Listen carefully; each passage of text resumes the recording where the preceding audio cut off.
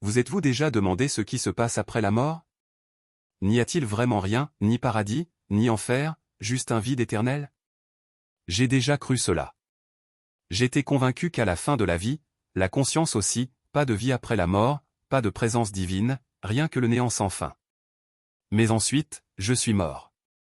Et ce dont j'ai été témoin au-delà du voile de la mort m'a changé pour toujours. Bienvenue à Histoires bibliques éternelles.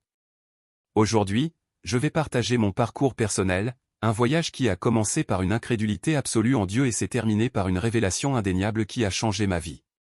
J'étais un athée, un sceptique qui se moquait de la foi et rejetait l'idée d'une vie après la mort comme étant un simple fantasme. Mais dans la mort, j'ai vu quelque chose qu'aucun mot ne peut pleinement saisir. J'ai vu l'enfer, un lieu de tourments inimaginables, différent de tout ce que j'avais jamais conçu. Et puis, contre toute attente, j'ai eu un aperçu du paradis, un royaume rempli de lumière, d'amour et d'une présence si écrasante qu'elle défiait l'entendement. Ce que je m'apprête à vous dire pourrait changer votre façon de voir la vie, la mort et tout le reste. Si vous êtes intrigué par les expériences réelles de mort imminente, n'oubliez pas d'aimer cette vidéo et de vous abonner. Si vous avez votre propre histoire, envoyez-la à eternalbiblestories@gmail.com. Maintenant, écoutez attentivement, car ce que vous êtes sur le point d'entendre peut modifier à jamais votre compréhension de l'existence. Je m'appelle Brian Melvinet, il y a de nombreuses années, j'étais un athée convaincu. Pas seulement quelqu'un qui ne croyait pas passivement en Dieu, mais quelqu'un qui s'opposait activement à la religion, ridiculisant ceux qui plaçaient leur foi en quelque chose d'invisible. Je considérais la foi comme une faiblesse, une béquille désespérée pour ceux qui ne veulent pas accepter les dures et froides vérités de la science et de la raison. J'aimais débattre avec les croyants, déchirant leurs convictions avec logique et scepticisme. J'étais certain que la science détenait toutes les réponses, que tout ce qui se trouvait au-delà du monde matériel n'était rien d'autre que l'imagination humaine. J'avais confiance en mes convictions, jusqu'au jour où mon propre corps m'a trahi. Sans m'en rendre compte, j'ai bu de l'eau contaminée et peu de temps après, je suis tombé gravement malade. Le choléra a ravagé mon organisme et mon corps a commencé à s'arrêter rapidement. La déshydratation m'a affaibli jusqu'au délire et, en quelques heures, je me sentais m'éclipser. Chaque respiration était plus lourde que la précédente et au fond de moi, je savais que j'étais en train de mourir. Malgré la peur qui m'envahissait, je restais convaincu que la mort était la fin. Aucune âme. Pas de vie après la mort. Aucun jugement. Juste l'oubli. Mais j'avais tort. Alors que mon corps prenait son dernier souffle, quelque chose d'extraordinaire s'est produit. Je n'ai pas sombré dans l'inconscience. J'étais encore conscient. Mon esprit, mon être, est resté intact, mais je n'étais plus lié à ma forme physique. Je me sentais monter, dériver sans effort vers le haut. En dessous de moi, je voyais tout avec une clarté absolue, la pièce, les gens autour de moi et, plus obsédant, mon propre corps sans vie, immobile. Le choc aurait dû me consumer. La peur aurait dû me saisir. Mais au lieu de cela, un calme étrange m'envahit. C'était comme si j'avais été libéré d'un poids invisible, libéré d'un fardeau que j'avais porté toute ma vie sans jamais m'en rendre compte. Il n'y avait ni douleur, ni lutte, seulement un profond sentiment de liberté. J'ai grimpé, traversé le plafond, dépassant le monde physique et pénétrant dans une obscurité sans fin. Mais cette obscurité n'était pas vide. C'était vivant. Il palpitait et bougeait, comme s'il m'observait. Puis, au loin, j'ai vu quelque chose, une lumière. Pas n'importe quelle lumière, mais un rayonnement différent de tout ce que j'avais jamais rencontré. Ce n'était pas seulement brillant, il était vivant, vibrant d'une énergie si intense que je ne pouvais détourner le regard. Et puis je l'ai entendu. Une mélodie belle, surnaturelle, au-delà de la compréhension humaine. Ce n'était pas seulement de la musique, c'était un message, une révélation tissée dans le son lui-même. Cela a résonné au plus profond de moi, parlant à mon âme même, révélant des vérités que je n'avais jamais imaginées. À ce moment-là, je savais que j'étais en présence de quelque chose de bien plus grand que moi. Ce n'était pas une illusion, ni une hallucination d'un cerveau mourant. C'était réel, plus réel que tout ce que j'avais jamais connu. Pour la première fois, j'ai compris, Dieu n'était pas un concept abstrait ou une illusion réconfortante. Il était réel. Il était infini. Et il se tenait devant moi. Mais alors que je me réjouissais de cette présence écrasante, quelque chose a changé. La chaleur de la lumière changea. Une nouvelle sensation m'envahit, à laquelle je ne m'attendais pas. Je me sentais exposé. complètement, totalement exposé. C'était comme si chaque pensée cachée, chaque action égoïste, chaque péché que j'avais commis était soudainement mis à nu. La lumière n'était pas seulement l'amour, c'était jugement. J'ai vu toute ma vie se dérouler devant moi. Chaque mensonge, chaque acte d'arrogance, chaque moment où j'avais rejeté la vérité, tout cela était affiché avec une clarté indéniable. Il n'y avait aucune échappatoire, aucune excuse, aucune justification. Et puis, je l'ai vu. Jésus-Christ se tenait devant moi. Il n'avait pas besoin de se présenter ou j'ai simplement savais qui il était. Au moment où ses yeux ont rencontré les miens, j'ai senti quelque chose en moi se briser. Son regard me transperça, éliminant toute illusion que j'avais jamais eue sur moi-même. Je ne me voyais pas tel que je m'étais convaincu que j'étais, mais tel que je étais fier, égoïste, perdu.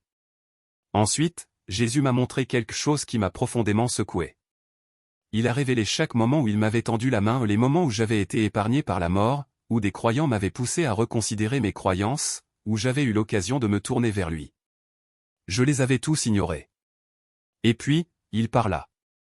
Vous ne pouvez pas entrer au ciel, car si vous y étiez autorisé, vous le souilleriez. Mais maintenant, vous verrez une terre dont personne ne souhaite se souvenir, mais personne ne peut oublier. Lorsque vous vous sentez dépassé, invoquez mon nom et mon titre. Que vous reveniez sur terre ou non, cela n'a pas encore été décidé. Avant que je puisse réagir, une force plus puissante que tout ce que j'avais jamais connu m'a saisi et m'a projeté en arrière. J'ai été projeté vers une porte massive qui est apparue devant moi. La porte s'est ouverte comme un parchemin et en un instant, j'ai été aspiré dans un abîme de ténèbres suffocantes. J'étais chute. Ni flotté, ni dérivé en chute libre vers le bas à une vitesse incontrôlable. L'air devenait épais, insupportablement chaud. Un rugissement assourdissant remplit mes oreilles ou une cacophonie de cris, de gémissements et de voix gutturales parlant dans des langues tordues et inconnues. Ce n'était pas seulement du bruit. C'était souffrance. Une symphonie de tourments qui n'avait pas de fin. Plus je tombais profondément, plus cela devenait écrasant. Chaque bruit, chaque cri d'agonie portait le poids d'un désespoir éternel, un tourment qui ne pouvait jamais être réduit au silence. Et à ce moment-là, j'ai réalisé la terrible vérité. L'enfer était réel. Et j'étais là. Et puis la puanteur m'a frappé. C'était plus qu'une simple odeur, c'était une attaque contre mes sens, une vague suffocante de décomposition qui m'enveloppait comme un vice invisible. Cela empestait la chair pourrie, le soufre brûlant et quelque chose d'encore pire, quelque chose d'indescriptible, comme si l'essence même de la mort s'était infiltrée dans l'air lui-même. Mon estomac se tordait violemment, ma gorge me brûlait et à chaque respiration, la saleté envahissait mes poumons, rendant impossible toute fuite. J'ai essayé d'inspirer par la bouche pour ne pas avoir de haut le cœur, mais je n'ai ressenti aucun soulagement, seulement la réalisation écœurante que c'était à cela que sentait l'éternité. Et je tombais toujours. La descente était incessante, de plus en plus rapide, sans fin en vue. Il n'y avait ni ciel, ni sol, ni sens de l'orientation. Les ombres tourbillonnaient autour de moi, se déplaçant comme une fumée vivante, scintillant de traînées de feu infernales.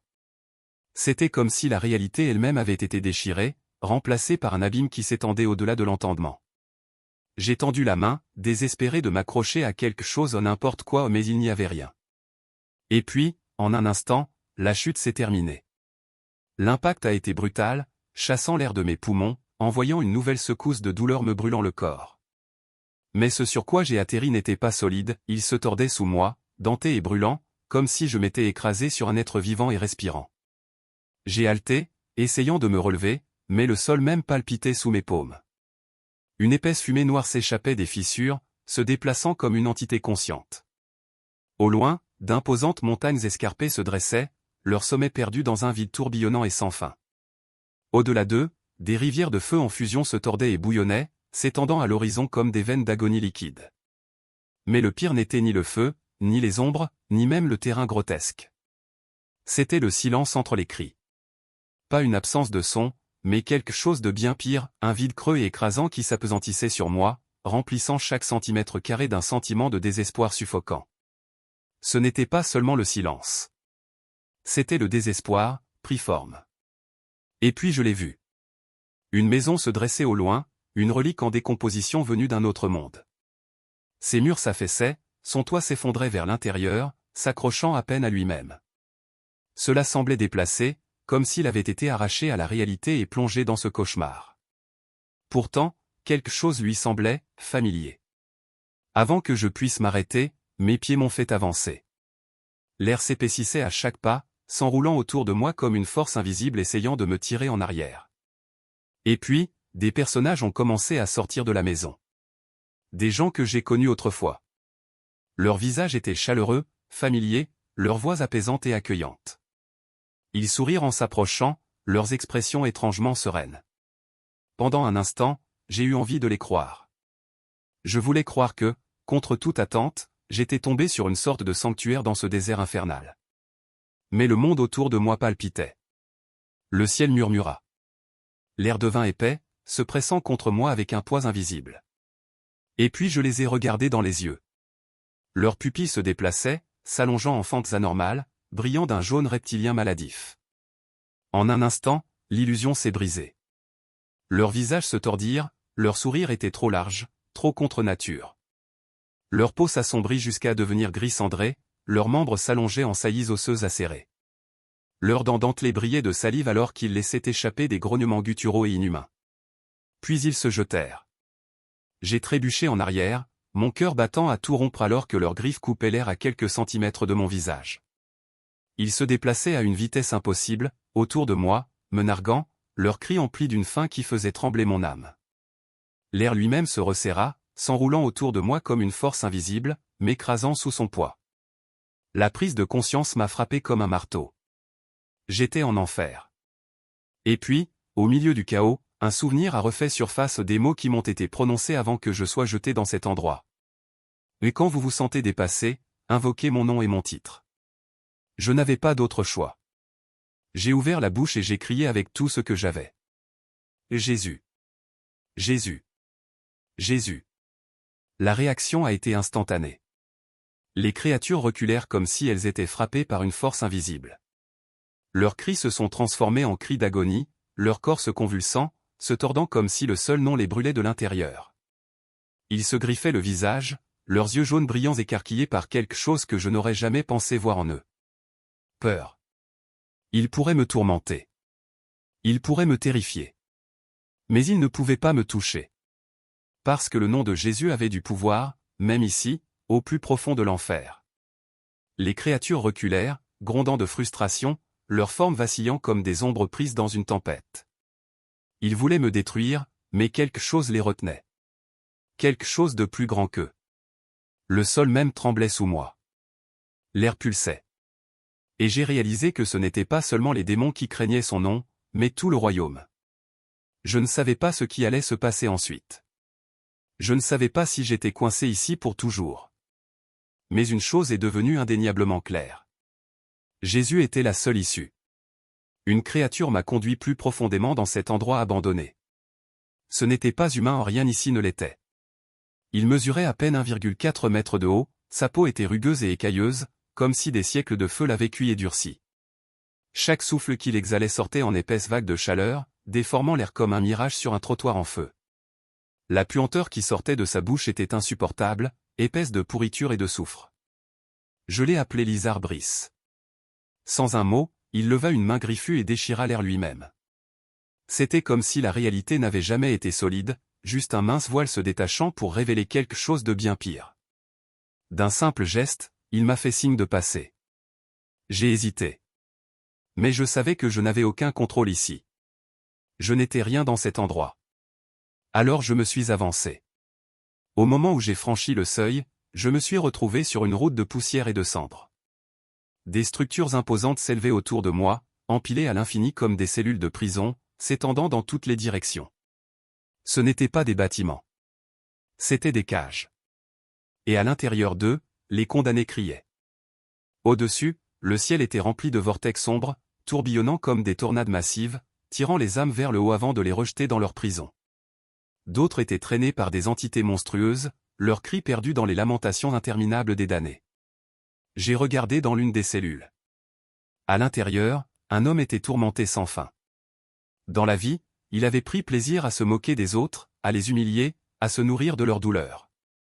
Maintenant, c'était lui qui était ridiculisé, entouré de créatures grotesques dont la bouche s'étirait incroyablement large, leur rire transperçant son âme comme des rasoirs. Peu importe combien ils criaient, peu importe combien ils suppliaient que ça s'arrête, les moqueries n'ont jamais cessé. J'ai déménagé dans une autre cellule. Un ancien pasteur se tordait à l'intérieur. Un homme qui se tenait autrefois en chair, prêchant la justice tout en abusant secrètement de son pouvoir. Maintenant, il brûlait, non pas dans le feu, mais dans un désir inextinguible. Une envie éternelle qui ne sera jamais satisfaite. Et puis je l'ai vu. Une section pas comme les autres, un lieu qui dégageait quelque chose d'encore plus sombre, d'encore plus sinistre. Je me suis dirigé vers lui. La chambre devant moi ressemblait à un crématorium. Des murs calcinés, une puanteur épaisse de chair brûlée, de faibles échos de respiration paniquée à bout de souffle. Et à l'intérieur, Adolf Hitler. Sa punition ne ressemblait à rien de ce que j'avais jamais vu. Je restais figé, le regardant être forcé de revivre, encore et encore, l'agonie et la terreur que ses victimes avaient endurées. Mais il n'a pas seulement vu leur souffrance, il est devenu eux. Il ressentait leur peur. Leur désespoir. Leur dernier moment torturé. Je m'attendais à ce qu'il craque sous le poids, qu'il s'effondre de remords, brisé par la pleine réalisation de ce qu'il avait fait. Mais ce qui s'est passé ensuite m'a refroidi au plus profond de moi-même. Cela ne l'a pas changé. Il n'y avait aucun regret dans ses yeux, aucune tristesse dans son âme. Au contraire, sa haine n'a fait que s'approfondir. Au lieu du repentir, il y avait de la colère. Au lieu de remords, une version plus sombre et plus tordue de lui-même a émergé. Et à ce moment-là, j'ai réalisé quelque chose de terrifiant, quelque chose que je n'avais jamais complètement compris auparavant. L'enfer n'était pas simplement un lieu de punition. C'était le devenir complet et irréversible de tout ce qu'une personne avait choisi d'être. Ici, la souffrance n'a pas été simplement infligée, c'était auto-infligée. Ces âmes n'étaient pas seulement piégées dans le tourment, elles s'effondraient, s'enfonçant plus profondément dans leur propre corruption, leur pire nature amplifiée pour l'éternité. Il n'y avait aucun espoir. Pas de rédemption. Pas d'échappatoire. Seule la vérité brutale et indéniable, ils avaient fait leur choix. Et maintenant, ce choix les consumait. J'ai senti le poids de cette révélation peser sur moi, suffocant et implacable. L'horreur de ce que j'avais vu, l'agonie sans fin de ceux qui m'entouraient, c'était trop. Je savais que je ne pourrais pas le supporter. La peur, le désespoir, la finalité de tout cela s'est écrasé sur moi comme un raz-de-marée. C'était réel. C'était pour toujours. Et si je ne faisais rien, je ne m'échapperais jamais. Puis, comme une étincelle dans l'obscurité, je me suis souvenu. Jésus m'avait dit quoi faire. Le désespoir m'a envahi, brut et sans filtre. Avec chaque once de force qu'il me restait, j'ai forcé les mots, un cri arraché du plus profond de mon âme. Jésus. Jésus. Jésus. Instantanément, tout a basculé. Une force différente de tout ce que j'avais jamais connu m'a saisi, me tirant vers le haut avec une puissance si immense qu'elle défiait toute description. L'abîme cauchemardesque, les créatures, la souffrance sans fin, tout cela a commencé à rétrécir, s'estompant au loin alors que j'étais éloigné. Les hurlements de rage et de désespoir se sont atténués, un cœur de tourment laissé derrière moi à mesure que j'étais élevé de plus en plus haut. Et puis, je me suis réveillé. Haletant, étouffant, mes poumons brûlaient comme si je m'étais noyé. Mon corps se convulsait, trempé de sueur, tous mes muscles tremblaient. La pièce autour de moi tournait alors que la réalité revenait en force. J'étais en vie. J'étais à la maison. Plus tard, j'ai appris la vérité sur ce qui s'était passé. Mon voisin m'avait trouvé inconscient et m'avait transporté d'urgence à l'hôpital. Les médecins m'ont diagnostiqué le choléra, une maladie qui avait presque complètement paralysé mon corps. Ils n'étaient pas sûrs que je survivrais. Mais je l'avais fait. Pourtant, même si mon corps guérissait, mon esprit restait prisonnier. Les souvenirs de l'enfer refusaient de me libérer. Peu importe à quel point je voulais oublier, ils me hantaient jouant en boucle sans fin derrière mes paupières chaque fois que je fermais les yeux. Les sons, les odeurs, l'horreur accablante me suivaient dans mes rêves, transformant le sommeil en un champ de bataille de peur. J'avais échappé à l'enfer. Mais je n'étais pas libre. La peur me contrôlait maintenant. Je vivais dans une terreur constante, convaincu qu'un seul faux mouvement, une seule erreur, me renverrait directement dans cet abîme. Je m'accrochais désespérément à mon salut, essayant tout, la prière, les bonnes actions, la droiture au tout pour assurer ma place. Mais peu importe tout ce que j'ai fait, je ne me suis jamais senti en sécurité. Je n'ai pas compris la grâce. Puis, un jour, tout a changé. Je ne sais pas si c'est mon corps ou juste mon âme qui a été pris, mais du coup, je n'étais plus sur terre. J'étais au paradis. Au moment où je suis arrivé, quelque chose au plus profond de moi s'est brisé ou quelque chose que je n'avais même pas réalisé que je portais. Toute la peur. Tout le doute. Toute la terreur qui m'avait saisi depuis mon retour de l'enfer. Il a disparu. Je me tenais dans un vaste champ ouvert, s'étendant sans fin dans toutes les directions. Mais ce n'était pas n'importe quel domaine, c'était vivant. L'herbe scintillait de lumière, chaque brin bougeant comme s'il faisait partie d'une mélodie invisible, une chanson que je ne pouvais pas entendre mais que je ressentais d'une manière ou d'une autre en moi. Le ciel au-dessus était de la nuance de bleu la plus pure que j'ai jamais vue, et l'air transportait une paix si profonde qu'elle s'installait au plus profond de mon être. J'ai pris une inspiration, ma première vraie respiration. Ce n'était pas seulement de l'oxygène. C'était la vie elle-même. Et tandis que cela remplissait mes poumons, je savais que j'étais entier comme je ne l'avais jamais été auparavant. Ensuite, je les ai vus. Personne. Partout. Retrouver leurs proches, s'embrasser, rire, leur visage s'illumine d'une joie qui dépasse l'entendement humain. Il n'y avait aucun chagrin ici. Pas de chagrin. Seule restauration.